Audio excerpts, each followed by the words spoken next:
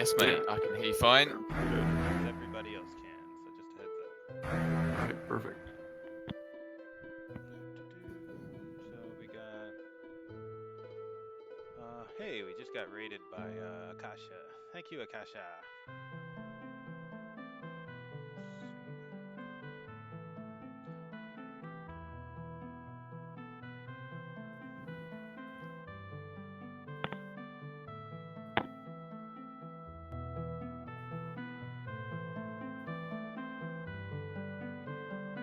Who's low? Is it me again?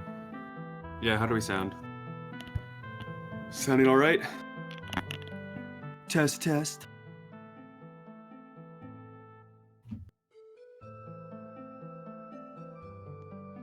Let me see. Yeah, they should be all right. Yeah, just let me know if I'm quiet or mouth breathing again.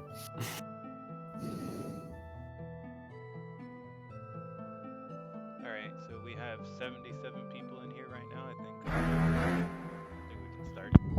All right, sweet. So, hi everybody, it's Owyn, and I'm joined here with CLX and Expo. CLX is Outlands' first player. I bring him on to be my chatting companion for these dev debriefs, just to kind of keep the conversation moving.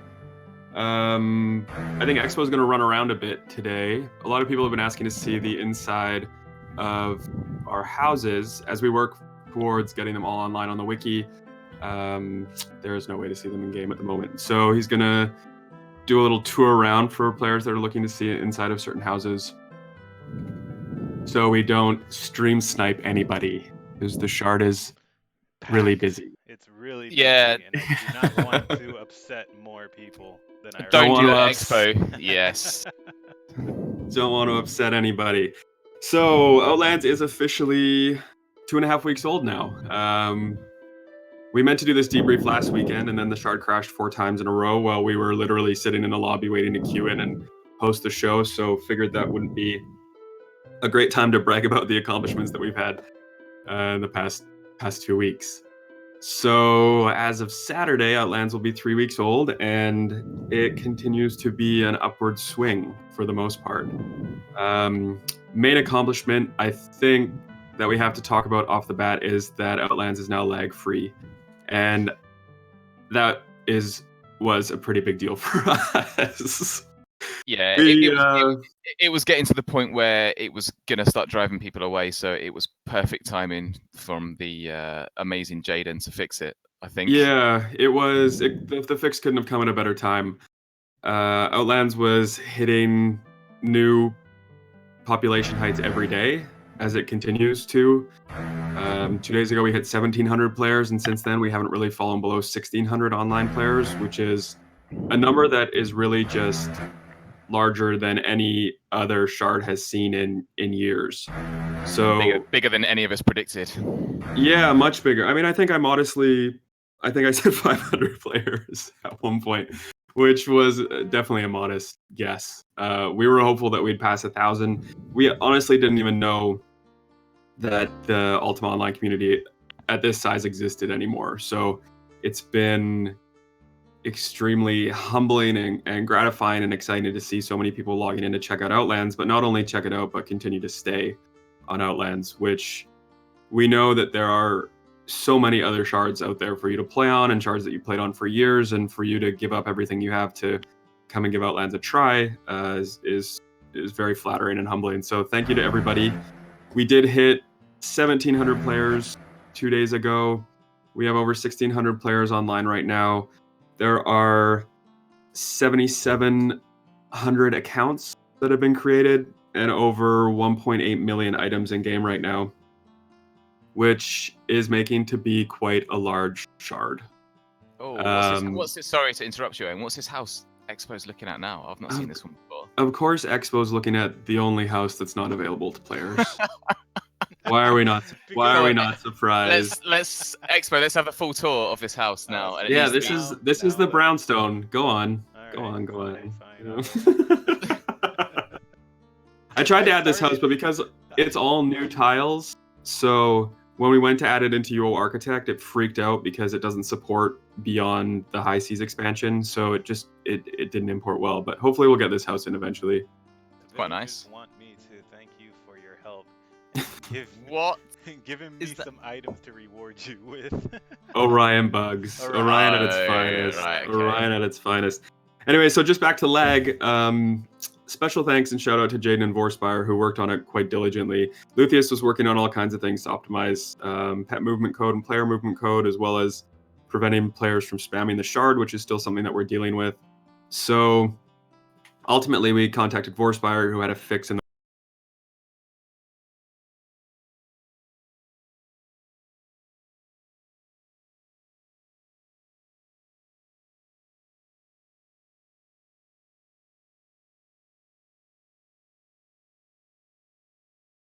and he suggested that we implement this movement fix. And after merging it through, Yeah. no audio. It did. Oh, okay. What happened? Repeat, Owen. Repeat. Am I back? Oh, it's just the cashless listeners by the sounds. Maybe not. What? All right, it's back. Carry Thank on. God. All right, so we got this fix from Vorspire to patch in, and it took a few patches, as I'm sure you could experience that week, as we were working to rectify the lag issue. And ultimately, this code that we added it deals with the relationship between players in a space, which is a lot of information that's being sent to and from each other, and also to and from the server, and from the server to other users. So it's quite complicated and quite integral to the function of Ultima Online at its core. And Yeah, I'm not sure I even understand that explanation, but the fact that it's fixed is all that matters, I suppose. yeah, we just had too many players, and Runyo couldn't handle it. That's the bare minimum explanation. So we had to go through and rework the movement code. I say we. I contributed nothing but anxiety during that week. But Vorspire made the fix, Jaden implemented it, Luthieus worked on other optimizations, and now I think that we are we're running at optimum speeds. And we have some really exciting things coming down the pipeline in terms of optimization as well. We're so fortunate that Jaden joined the Outlands team. Initially, he came on as someone who was interested in working on Orion and has evolved into this amazing contributor whose real life job is server optimization, and now he's applying those skills to Outlands. So next target is save time, which I think you've seen all creep up to 1.2 seconds now, which is starting to cause a bit of a pause. And for that reason, we shifted save times from 5 minutes to 10 minutes. So they're happening much less frequently than they used to, so as to be less disruptive. But Jaden is on the case, and potentially by the time Jaden's done with it, you won't even notice a save happening. So Outlands could go to a completely seamless save experience, which would be the first Ultima Online shard ever. How is In that? the- How in is the that even free possible world. after this many years of RunUO save times? Just no one's looked at this side of things before. Well, we're grateful for RunUO, but I don't think it was very well written, and it definitely wasn't created to support this many users, and I don't think any other shard has seen this many users in quite some time. So the fact that Jaden's now digging into the code and realizing exactly what it's doing and how it's functioning, he's seen just how much it can be optimized. Amazing. So what a find. yeah, Jaden's really been incredible. He actually jumped on a podcast, which I will also shout out at the end of this Dev Debrief, but he spoke to Mindtrip and Nate Ryle on Inside Outlands this week, and he talked in depth about the fix and getting rid of the lag, seeing as he is Outlands hero. But he also dropped something quite interesting. Yeah, we'll link Inside Outlands to everybody. They're talking tonight, so definitely go and support them. That's the community podcast for Outlands. And tonight they're having Stormy on, and Stormy is the #1 gold earner. So that should be an interesting chat for players who are keen to make more money and learn how Stormy's been doing it. Let's have a look at the server rankings while you're on stream as well, if possible. Yeah. Server rankings are cool, and I don't know if everyone knows that they exist, but if you type server rankings with a square bracket, they come up, and you can see what everybody's up to, basically. Guild Prestige. Look at Frank Stormy. Guild today joined the second Prestige tier of guilds. Congratulations to them. And Stormy has twice as much money as everyone else. It's pretty much the summary. How's that even possible?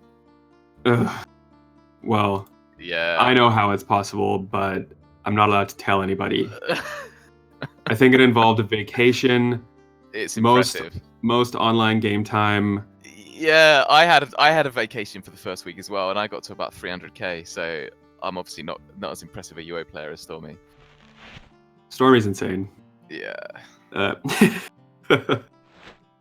Jaden also dropped another interesting tidbit into dev chat today actually, and he announced that the shift away from Orion into a new client called Classic UO is reaching a milestone where it will be more accessible to players, and we'd like players to start testing it when it gets to that point. They're calling it their alpha milestone, which is super exciting for us. We will have our own dedicated client for Outlands once that project is finished, which it's a huge accomplishment for any shard, but also will bring Outlands into a modern age of computing, I guess. I spend a lot of time troubleshooting Steam and Razer and the client, and it's so exhausting. So if we can get people onto a modern client that has a modern assistant that functions the way people want it to, and is also cross-platform compatible, meaning you can run it on Mac, you can run it on Linux, and you can run it on Windows seamlessly, will be such a huge leg up in the free shard and the Ultima Online world in general. So that's also really exciting.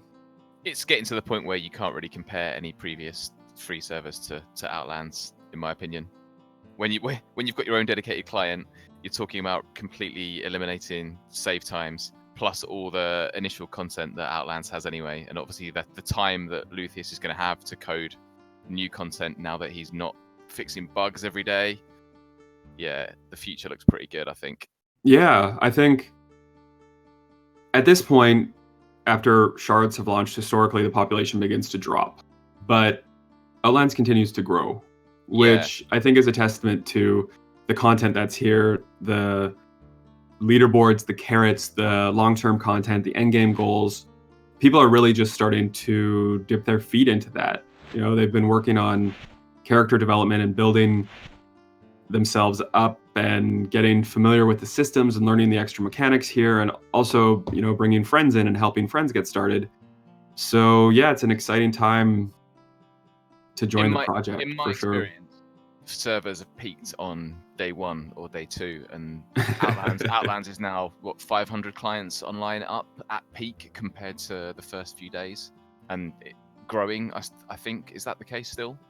Yeah, I mean, if you're saying 500 more players than where we started, then yeah, that's an accurate statement. We launched day 979. We hit 1,000 the next day. We creeped over consistently. You know, there were players that were playing in debilitating lag. We had 1,200, 1,300 players online. That's when things would start to get really nasty. And now, yeah, we have 1,700 players online, and I'm talking like, you know, Tuesday afternoon, we're hitting 1,700 players.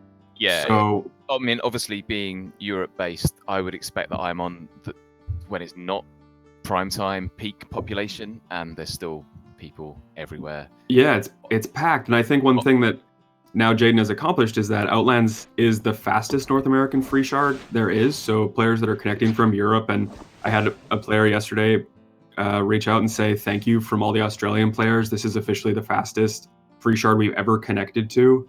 Yeah, and it's definitely the case for me as well. 105 ping from the UK. My good friend VSK is connecting from the Czech Republic, and I believe he's managed to get his ping down to 120 using Mudfish, which is crazy if you look at the distance from the Czech Republic to Chicago.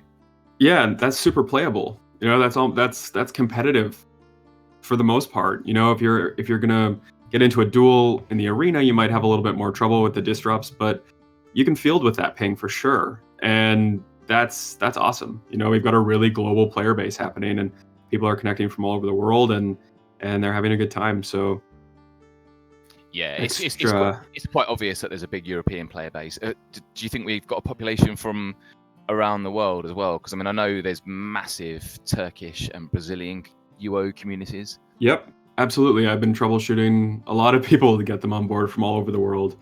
There are definitely Turkish players here. There are Brazilians. There's a establishing Asian player base as well. The language channels are all busy. I've been trying to pop in and use Google Translate to the best of my ability to try to get to know some of these people and help them get rolling on Outlands. So yeah, I think it's safe to say that the population is very global. There's definitely a large contingent of North Americans playing, always like a abnormally large amount of Canadians and of course Americans playing here. Oh yeah, it's a world fair for sure. It's the world's UO server now, pretty much. Outlands, the global free show. Owyn, what else has happened since we last? Been fixed finally. I upgraded through 5 different tiers of hosting with our previous host, and they could not keep up with what we were doing until finally I reached out to Matt Martyr, who I know is quite savvy, and he said, switch to this host, they'll be able to help you. Immediately switched to them, and within less than 12 hours, we'd already maxed out on the hosting that he'd recommended. And when I finally asked, like, what is pulling so much? Why are we maxing out our resources so quickly?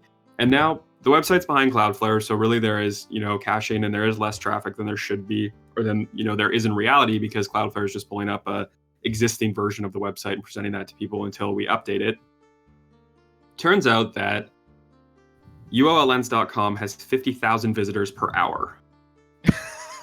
How is that even possible? Yeah. Yep. So between WordPress, which the front ends run off of, Zenforo, which powers the forums, and then the wiki, which people are referring to pretty intensively right now to get to know the mechanics that we have in place, Outlands is seeing 50,000 visitors per hour. That's crazy. Those numbers are crazy. So needless to say, Outlands now owns its 3rd server. I had to upgrade to a dedicated web server. So we now have the scalability and the potential to handle all of the traffic that we're receiving. And that means now that the game server is up to speed, the web server is up to speed, and next on our list is the patch server, which is also on a dedicated server and should in theory be much faster than it is. Right. But Vorspire is working to optimize that as well, and he's got Jaden on the case too. So hopefully we'll have much more throughput on the patch server sooner than later, so that people are able to download content updates and also download the entire game much faster than they have been. I know some people were getting like 14.4 kilobytes per second to download 2.5 gigabytes of internet, and they have 100 up and 100 down, and they weren't getting anywhere near that speed. So better late than never. Unfortunately, a lot of people struggled through, and we've been working to get patchers set up on computers that didn't download through the patcher, which is always a bit of a challenge. But thankfully, people have been patient and they're willing to put in the effort to get that working. Because it's imperative that you stay up to date with the content, because a lot of the content on Outlands relies on custom files. So if you're not keeping up to date with the files, you're missing out on content. So if you don't have your patcher working, make sure that you get your patcher working. If you need help doing that, then reach out to one of us and we can get you sorted out. Yeah, I made that mistake once and got buried in a black hole outside of Prevalia. Yeah, a lot of people did that. People who had downloaded the patcher in beta just assumed that patcher would keep them up to date, which in theory it should have, but during the launch week shuffle, we ended up having to release a new patcher which didn't stay up to date. So make sure that you... Sorry, carry on, I mean. No. Make sure that you download the latest patcher, is all I'm saying. Yeah. Do you think everyone's aware of the compatibility modes for Steam? Because I'm using it, but still getting a lot of crashes. I think related to the map, but I don't know if everyone's aware of the. Is it Windows 8.1? You should run it in compatibility mode for. Yeah. So if you're running Windows 10 and you're on Steam, then you can switch your compatibility mode of the Steam EXE, which is called UOS EXE, to Windows 8 compatibility. And then if you continue to have issues with that, in the client launcher channel in Discord, there's a large address aware patch, which allocates more virtual memory to your assistant and to your client. So download that, run it, apply it to client EXE and UOS EXE, and all of those issues should go away. So that should clear you up completely. Do you actually know what percentage of players are connecting with each assistant, or is that, I guess there's no way for you to know that? No, we have those analytics. We're monitoring it more closely now because we will be blocking more and more assistants that people are connecting with. So we're definitely seeing, I think the split's about 60-40 with Steam and Razer users. I know a lot of Steam users do get fed up with the instability and they switch to Razer, which is much more stable. So there's a pretty even split, which is why we're hesitant to move away from Steam altogether, but we wish it was open source so we could fix it. Yeah, once we progress to everyone being able to use Orion, I'll be glad to leave Steam behind. But at the minute, I think the same goes for a lot of people.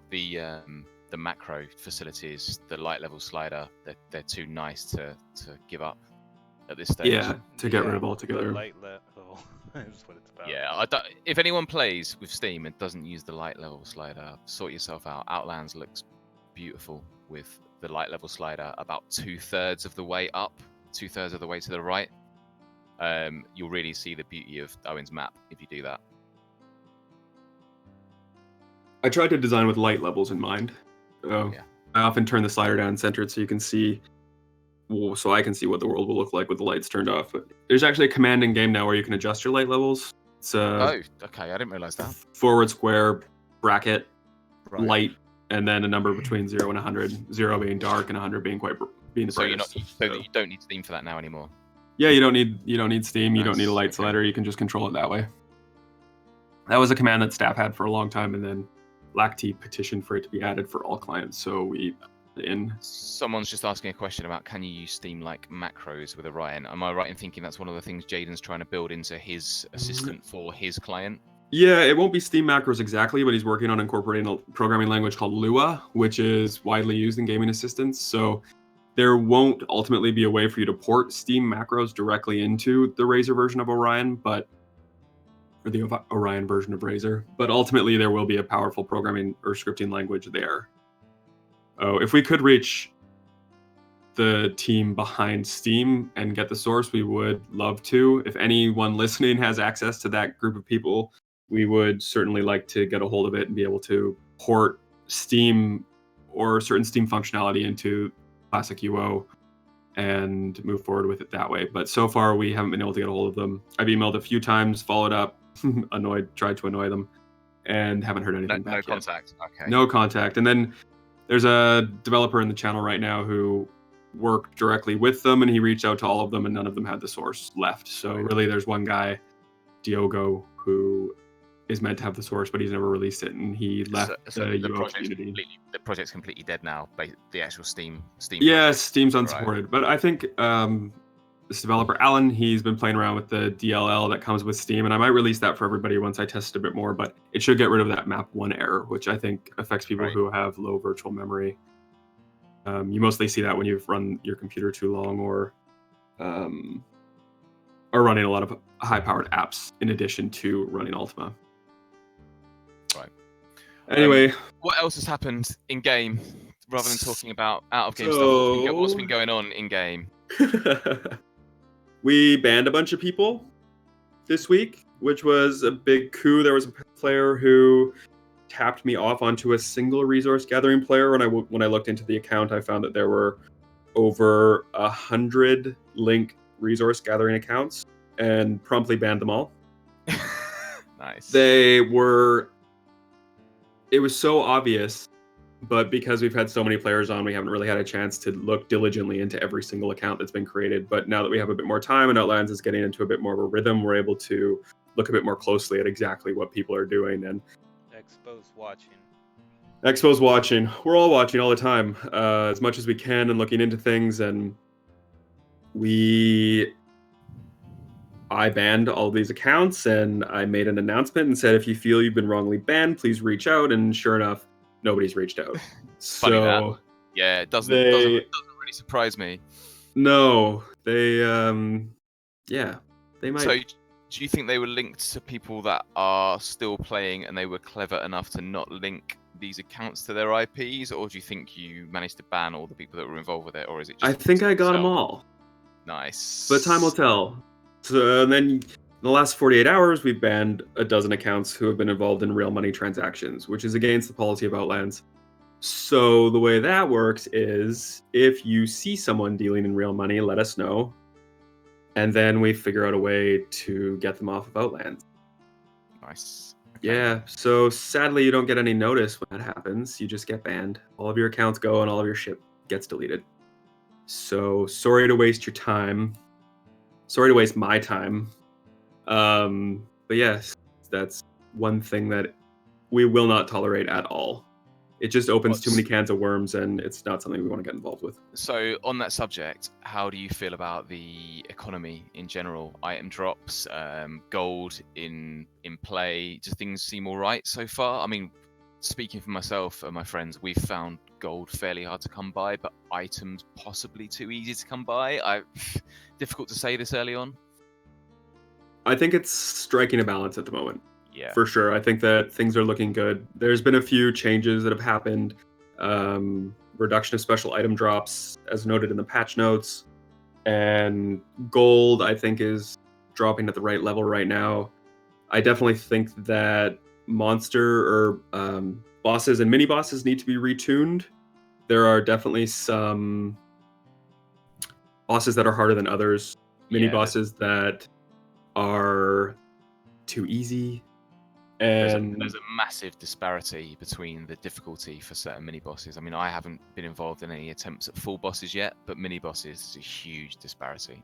Yeah, I agree. Typically, the way the progression worked is that the dungeons we released earliest in beta are easier than the dungeons that we released later. So the Terathan Goliath and Mount Petrum, which a group did last night, is definitely the hardest of the bosses. Quite dangerous, takes a long time. Whereas the bosses in Ossuary, which we released first, are quite easy. So we've talked about doing a rotation system. I spoke with Luthien about it yesterday, and we don't think a rotation system was the way to go. We'll probably just tune bosses as we go along. So that will be looked at and adjusted as we roll. As we roll along. I'd just like to mention a reminder about our naming policy. I know that a lot of people have had names that they've used forever. Just because you've had a name you've used forever doesn't mean it's applicable to Outlands. We're trying to foster a gaming environment that is a step above your usual UO shard. And the reason why we're doing that and curating this environment is because historically shards fall to the wayside through toxic community, and the first way that happens is the way that people communicate. And the first thing that people see is your name, and just think of your name as your representation in the world. It's how you want to be viewed, and we will force a name change on you if you don't fit into our naming policy. So we've been quite lenient, don't worry. But just know that if you are going to push the boundaries of the naming policy, then you will be automatically renamed. Yeah, I would say Outlands is generally the best free server for most things, but definitely as far as player names go, it's the worst by a mile. It's the only thing ruining the look of the game at the moment. I mean, Expo's kind of zooming around Cambria Bank, even though it says Prevalia Bank on his I'm in the screen. process of changing it. Oh my gosh, I gotta manually change it. Look, there's no neon, there's no horrible mounts except for that really ugly scarab or whatever it's called. It looks good. People just need to learn to capitalize their character names, please. Yeah, that's just you're asking too much there. Sometimes I think people don't know where the shift key is, and other times they're like really insistent that they have a lowercase name and that's their identity, and they need to have that to play the game. And if they don't, it just ruins everything for them. I wouldn't even be able to log that character in. It would frustrate me looking at the login screen. Yeah, my OCD. I have to just go to a certain extent. Anyway, we also have a language filter in place now. We wasted a lot of time policing bigots playing Outlands. Bigots have no place on Outlands or in the modern world.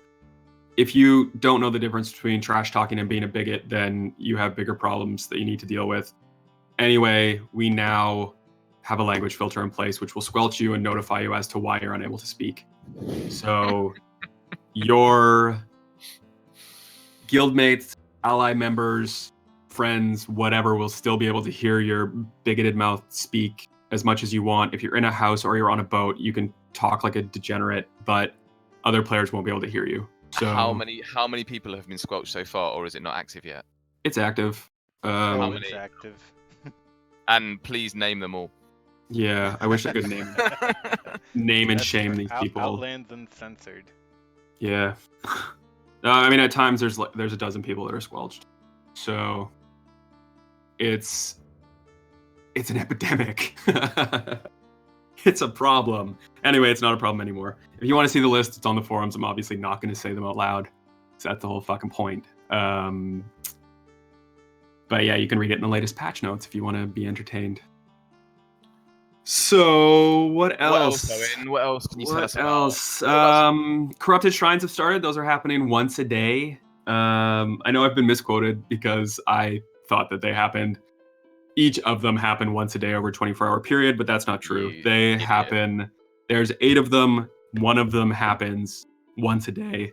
If they happen more than that, it would just be way too much loot. All shrines can corrupt except for the Chaos Shrine. Am I right in thinking? That's right. All shrines can corrupt. I was really hoping you were going to say it includes Chaos. Yeah. So far, coincidentally, they have all happened around 7 p.m. EST, but we are looking into that. They should be happening more at a sort of global time frame so that all people can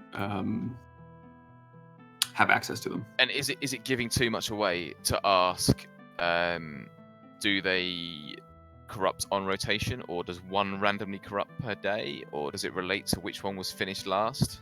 I think it corrupts on rotation, to be honest. Okay. But I don't know what the rotation is, so that's not something even I'm privy to.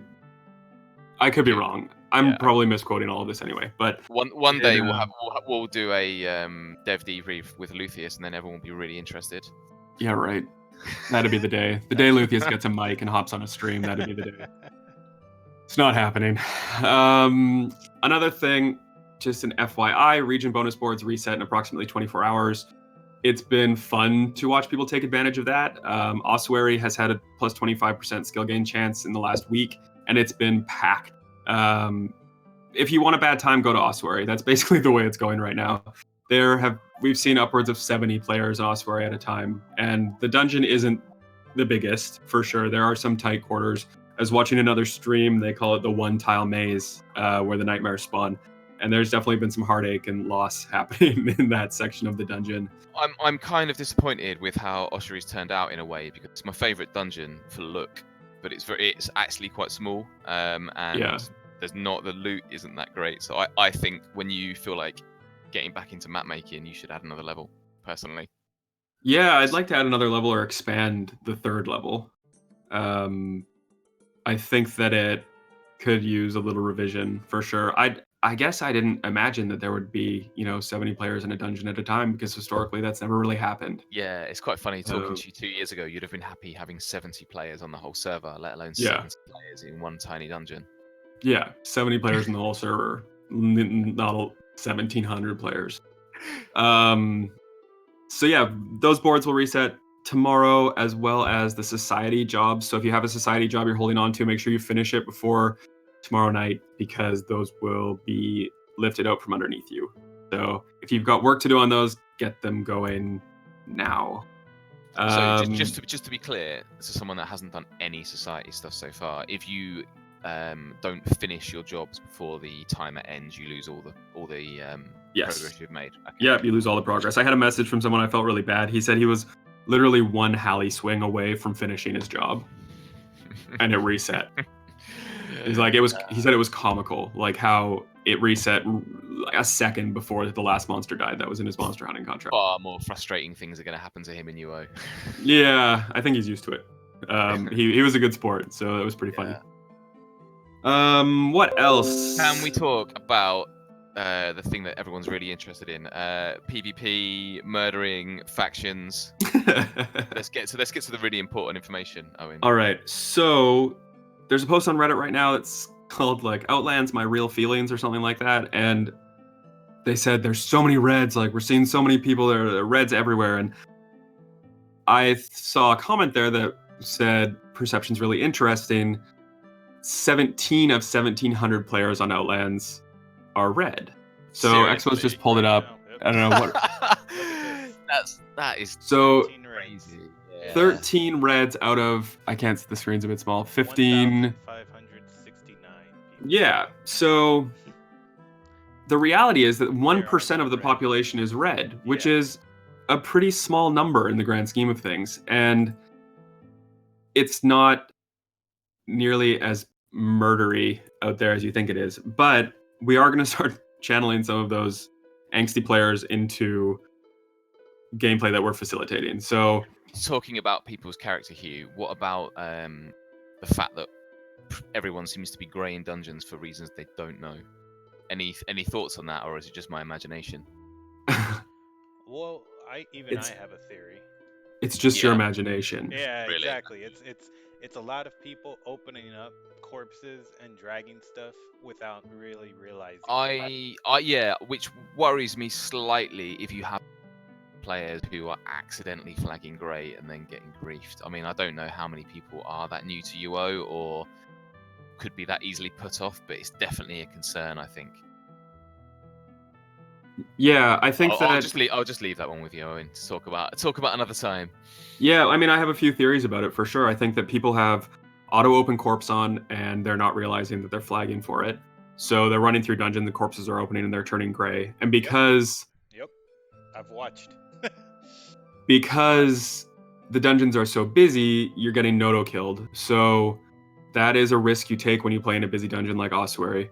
Also, if you're taming a monster and someone attacks it, your attack will automatically stop.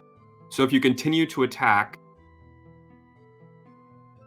I'm messing all of this up. Anyway, Yeah, there's a taming. There's an issue with taming and people continuing to attack a tame when it's blue, which will Right, cause you to okay. go gray, obviously. So yeah, I think the flagging rules or the notoriety rules are just different to what people are used to, perhaps, and it's going to take a while until everyone is used to it. right. There was a couple before we lose the questions. There was a couple of good questions actually. One, is there going to be a test server? Yeah, we'll probably throw up a test server eventually. We just don't want to distract people from playing the game right now. So Yeah. there will be a test server eventually. I know a lot of people who missed out on beta want to jump on and set their skills and play around. Yeah, Then a concern with that is you'll have people deciding they're going to just duel on the test server, which Exactly. you definitely want to avoid that Right. circumstance. Right. So we'll see. I know people want to check out houses too, but that'll all be online on the wiki. So back to PvP. We're going to launch factions this weekend. Sorry, carry on. What? It's all right. I was just the question before I forget and before it scrolls off. Mount breeding. Oh yeah, incoming. Okay, Events. that's good. That's good enough. Okay, did you say factions this weekend? Yes, factions Yeah. and tournaments will begin this weekend. There's also going to be a video posted soon tonight, probably, with how you get into the faction area and what the Gump does. So just look out Right. for that as well. So the main thing that you need to know to take part in factions is that to be in a faction, you need to be in a faction-aligned guild and have your faction flagging set to on. So if you're already in a guild, make sure that your guild master sets you to the faction that you want to be a part of. You can be a part of Order, Chaos, or Freedom. And then you have to go into your individual guild menu, which you can access by / guild, and set your flagging to on if you want to take part in the faction. When the faction begins, there will be a 30-minute announcement to take part in the faction struggle. If your flagging isn't set before that moment, you'll be unable to take part. So turn it on now if you're already in a guild. This is a good opportunity for you to do that. We'll make an announcement, obviously, before factions launches on Saturday night. Once we have all of those details set in stone, we'll be sure to make it more clear. So if you want to take part in factions... Might be a good opportunity to explain how the Freedom faction works as well, just in case anyone doesn't know that. Go ahead. Okay, so to the best of my knowledge, the Freedom faction will be flagged as orange, even to their own faction. The only people that are in, if you're in Freedom, the only people that won't be orange to you, outside of faction struggles, is your own guild or any allied guilds. If you join a faction struggle, you will be randomly assigned, or on a guild by guild basis, I believe, assigned to Order or Chaos. So Freedom faction doesn't exist in faction struggles. The Freedom faction members are split between Order and Chaos. Is that about right? It's about right. Okay. You covered it. You're going to make the new video now. Yeah. Okay. You can narrate all of our My videos from lovely now accent. All right. That's fine. on. So, in closing, if we hit 2,000 players online, everyone will get a handout. That's already in place. You'll have to see exactly what that is when we hit that landmark. I am working on holiday content right now, so there will be a map patch which will roll out some worldly deco for the holidays. There will be some new hues, some new content on the Prevalian Merchant, and there will be a new dungeon, all released for the holiday season. So New keep your eyes cloth peeled on for that. New cloth on the faction vendor. New cloth, maybe two. I think we might do a red and a green. Very festive. Make a better choice than last time, please. Pretty sure everybody loved it but you. You go around the world. There's no way anyone that shimmer lag or whatever it ended up being called. Shimmerlag. It's Shimmerlag. And I don't think there's anything else. No. Would like to just shout out the Inside Outlands podcast, which is happening shortly after this. There will be a link in Discord if you want to listen to Mindtrip and Nate talk to Stormy about how he is top of the leaderboard, and also listen to the previous one if you want to hear Jaden talk about how we beat the lag. Well, how Jaden and Vorspire and Luthien beat the lag. And I just stressed everybody out for a week straight. You weren't in a good way, Owen. You were like a changed person during that whole lag bout. It's nice. It was like it was a rough week and a half for sure. I'm just starting to feel a bit of balance now with the game and figuring things out. So it is, I'm getting there. Refreshing. It's refreshing. Have to be worried about that. Yes. Yeah, absolutely. It just allows us to think about content that we want to release, which I think people are pretty excited about. There's a lot of stuff that we have that's like 95% done that Luthien has been holding off or holding on to while we're fixing bugs and while we were getting the lag fixed, that will be ready to roll out soon. So nice to know that the server's in the position where it can handle all of that incoming content. I've got a question from Grishnak, who says he wants to be the most famous author on Outlands. Can you add some forges in the open world? He's fed up with Dark Caves. No. There's already too many There you go. forges. Jeez. Really? I'm not involved in any mining activities. I mean, go to a cave. That's all. Okay, that's a pretty summed up. I hate it when there's forges all along the mountainside. That's a personal preference. I just think it looks so stupid that there's a forge. It was placed there by an orc. Expo, someone's saying, can you upload to YouTube afterwards? Yeah, I'll put it on YouTube. Where the heck is the forge at? Where's the mine at? Hold on. It's in a cave. I thought there were too many, Expo. Go east. There's too many forges. East, apparently. yeah, no, it's with this new change. Jeez, man, I can't wait until the map isn't full of shitty small houses. They're really nice designs, especially the new one, but no one's pleased with them. Now go north. Now go north. Jesus. Why? Right. You're not even going east. You're going south. Expo. needs There to we be go. enemies There in we that go. person. There we go. There we go. Okay. Yeah. Has anyone got any questions for Expo? Moon Lily Games. It's just Orion, I think, that Expo's using. Yes, Expo's using Orion. Yeah. We don't support Salos. Don't get me started on that again. I thought you Last podcast ended in anger, talking about Salos and Salos users.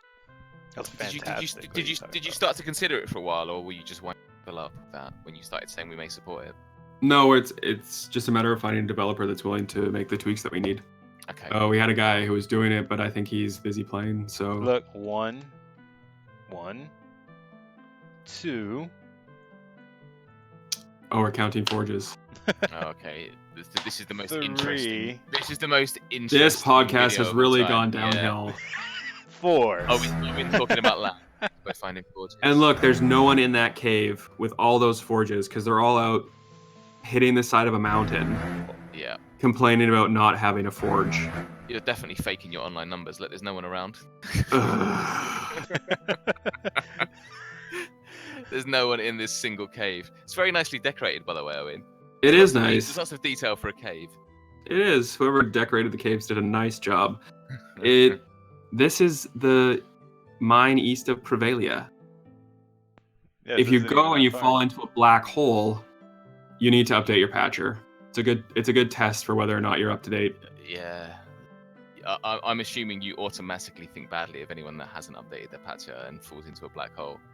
I would never judge anybody in that way. You quite obviously did when that happened to me. Yeah, that was embarrassing. I could sense the derision just through text. Yeah, you know when you get like a hello with a period when I pop up in game with flames, that I'm fucking pissed and I'm embarrassed for you. Yeah, well, don't hide your true emotions about this. Oh, that house looks good. Is that Andarian blockhouse that you've just run past? Don't worry about Expo. You're too fast.